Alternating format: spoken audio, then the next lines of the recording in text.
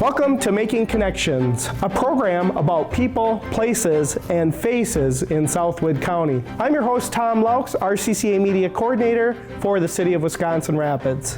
On this episode, you'll learn more about River City's church, One Way Cafe, and the City of Wisconsin Rapids has an app to report issues you may see out on the streets with your smartphone called SeeClick Fix. And our last story is about the United Way of Inner Wisconsin's annual campaign, which kicks off this month.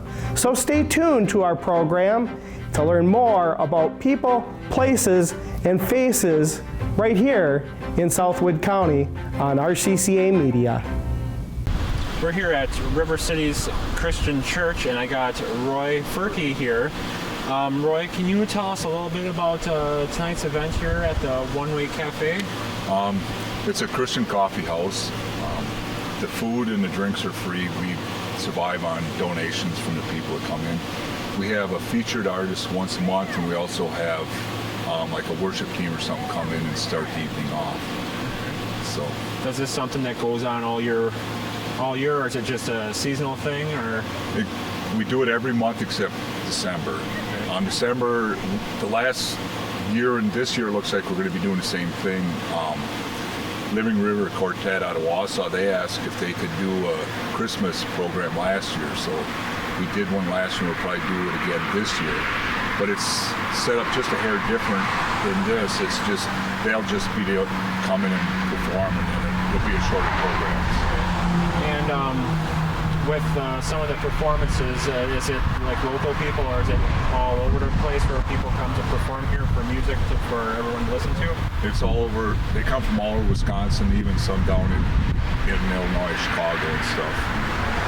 And how does this, an event like this every month affect the people that come here?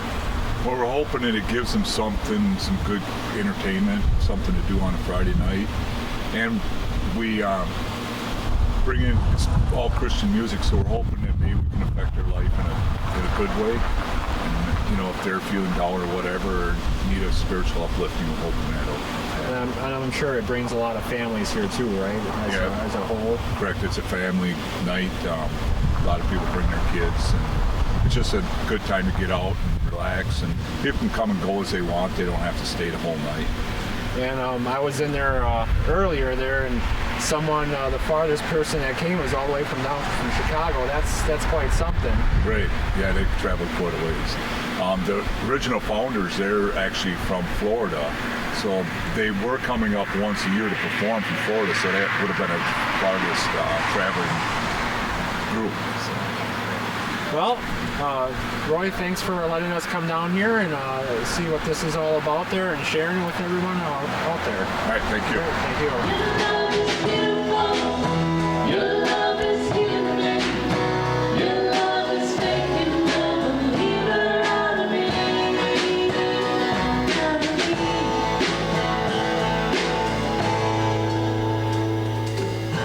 How can this broken soul continue to love like this?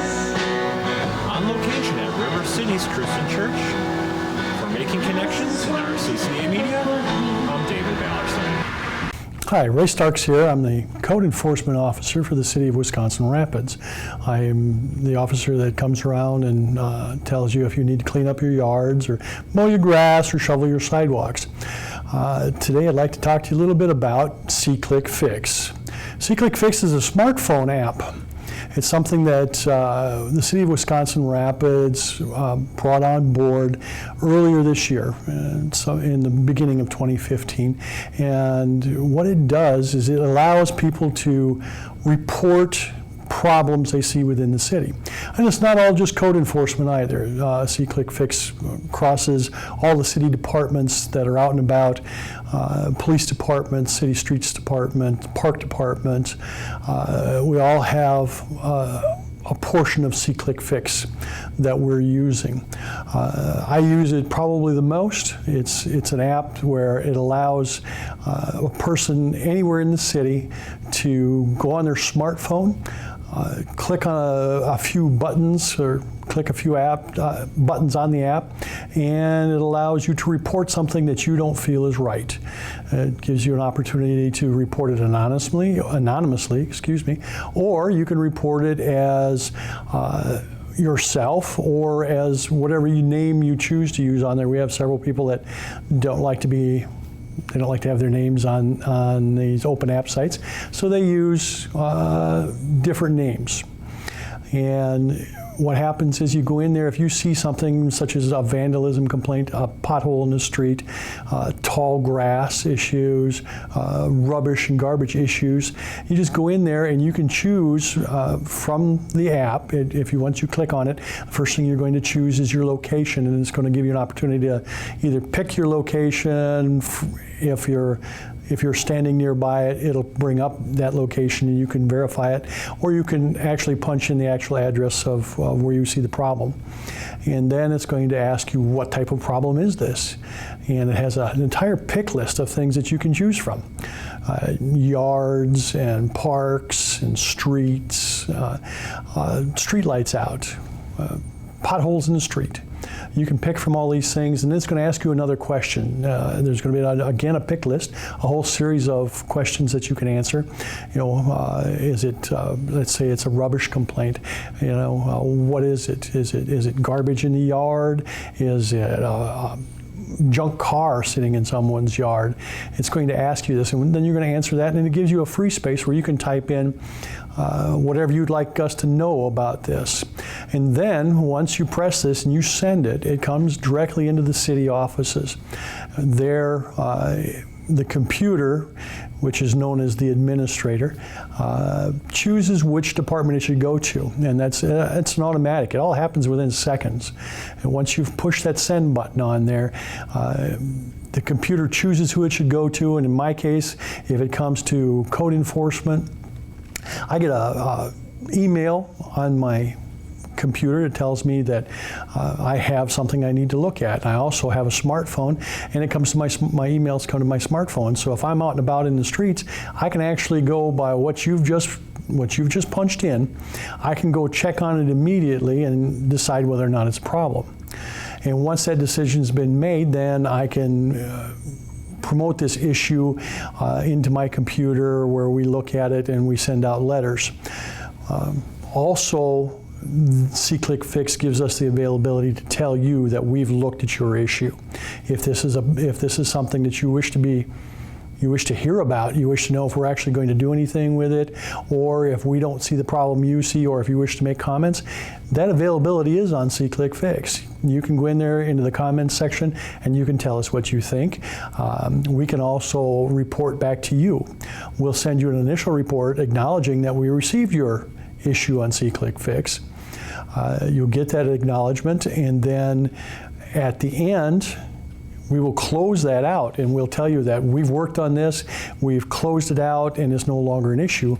Or if it's an ongoing issue where it's taking some time, very often as things happen, I try to go in and put in a comment that comes back to you to let you know that we haven't forgotten this, we're still working on it, it's still something we're doing. And you can comment back. And I get questions also on SeeClickFix. Somebody will look at an issue and it's not necessarily something that they reported. They'll see an issue and they'll wonder why this was reported, or if this is actually something that is against city codes. And they'll ask these questions and I'll respond to them. We try to keep to a minimum just the social commentary. We do have some of that people come in and they just comment and tell us that no matter what we do is wrong. But we do allow that, and we don't encourage it, but it does come in, and it does happen. Frequently, if it becomes much more of an issue, if the responses that we're getting to it, people start arguing with each other, or if the responses become profane or threatening in nature, either either C-Click Fix or we at the city will monitor those responses, and we'll actually take the issues right off of the off of your smartphone, off the website and off the smartphone, because it is getting too much of an issue.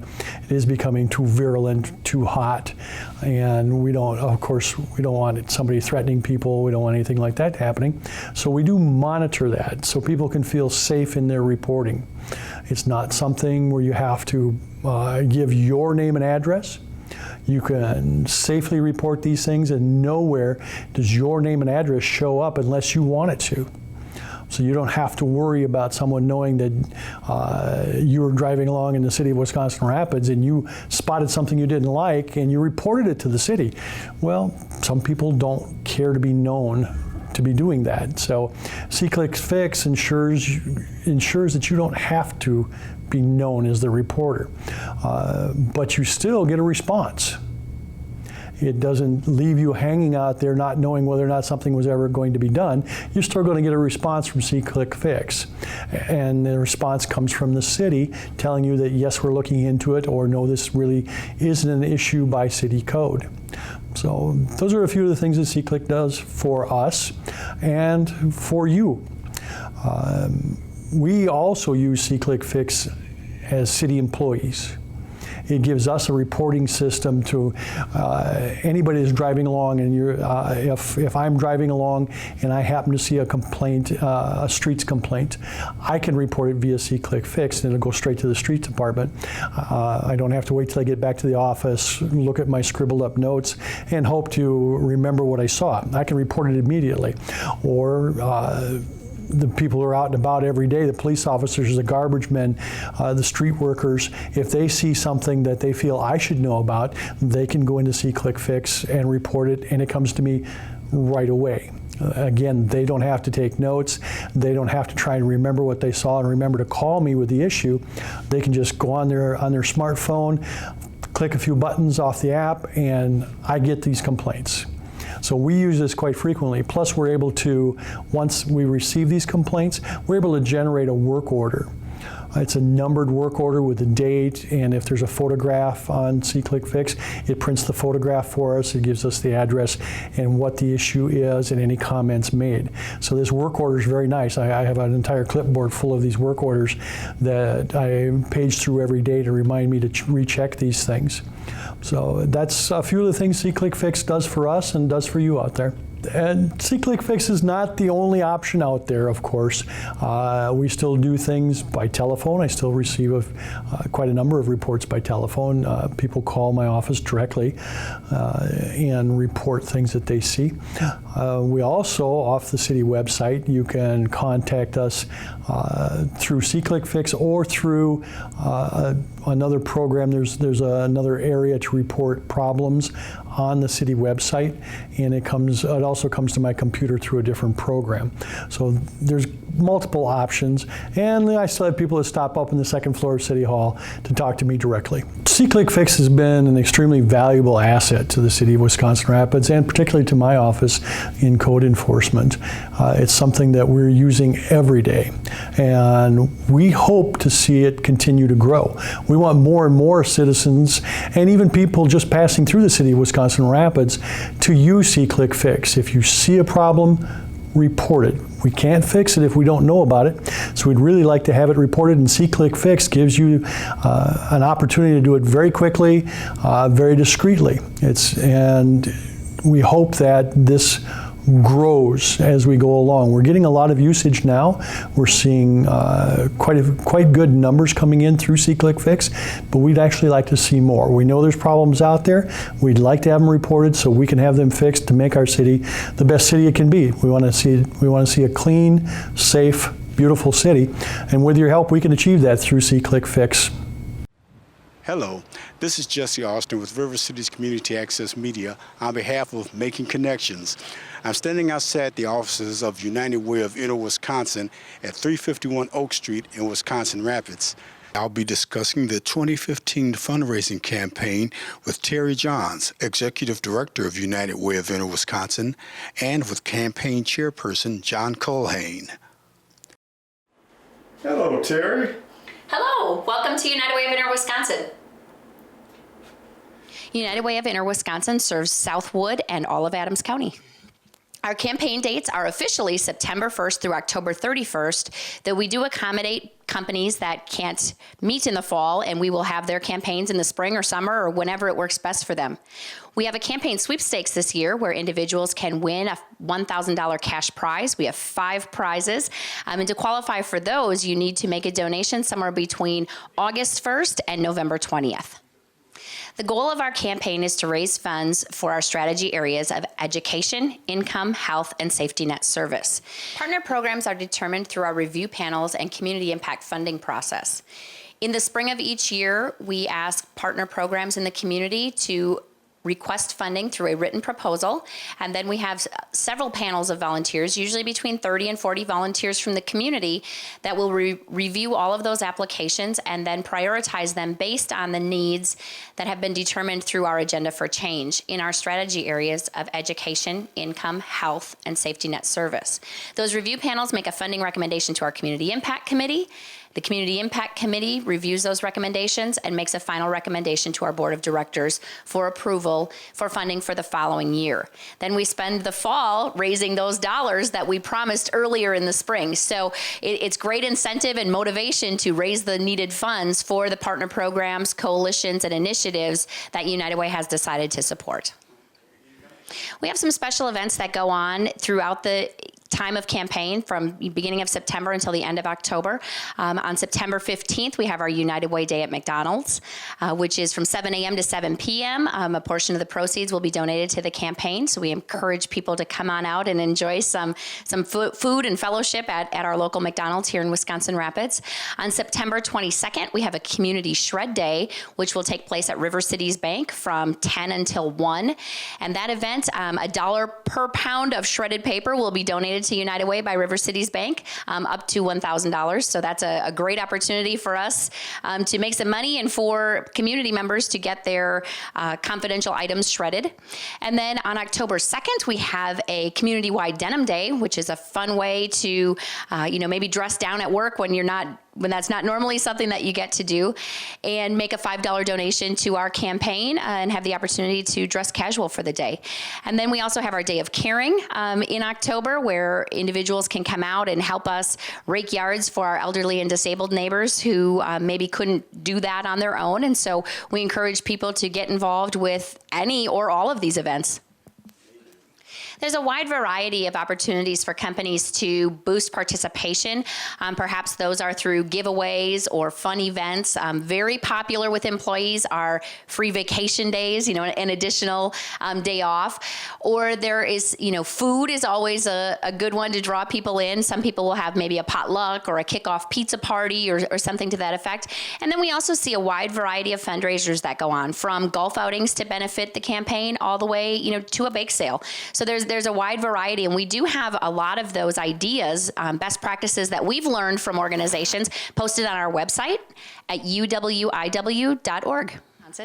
And this is John Culhane, our 2015 campaign chair from Verso Corporation. Well, my wife Tony and I have been members of the Leadership Giving Program for about 13 or 14 years. I've been on the board for 5 or 6 years now and been a member of the review panels, which get a chance to hear directly from our partner programs. And once you get a chance to sit down and hear exactly what those folks are doing, it makes you want to do what you can to help all the programs out. And so that leads into what can I do as a campaign chair to help us raise more funds for all of our programs throughout Southwood County and Adams County. The main thing about the United Way campaign is that it supports local programs, and it's put together by local people. Our impact committee, our review committees look at what's really important in the community, and we fund those programs. Our partner programs have to report back to us on a regular basis. So if you're giving to United Way, you're giving to a group that's making sure that all of the partner programs are actually implementing the things that make an impact in the community and really help things out overall.